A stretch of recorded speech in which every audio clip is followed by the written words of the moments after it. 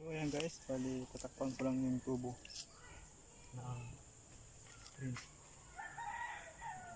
Kasi dito lalabas yung mga tubig.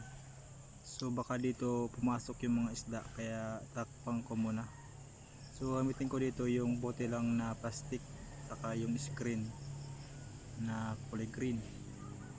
So diyan ko ipapasok yung bote na plastic, ayan, doon sa may tubo na PVC, para pangharang sa isda, baka kasi lumabas eh.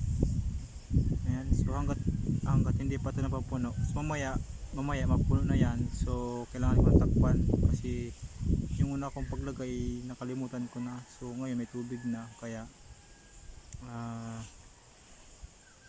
ayan, naglagay na ako ngayon. So ngayon, bali di pa nga pala yan guys puno. So pag naabot na yan yung level ng tubig, ay doon na siya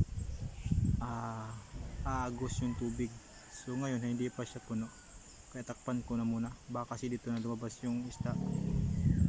So yun, bali wala pa yung isda yan. So maya maya lalagyan namin yan.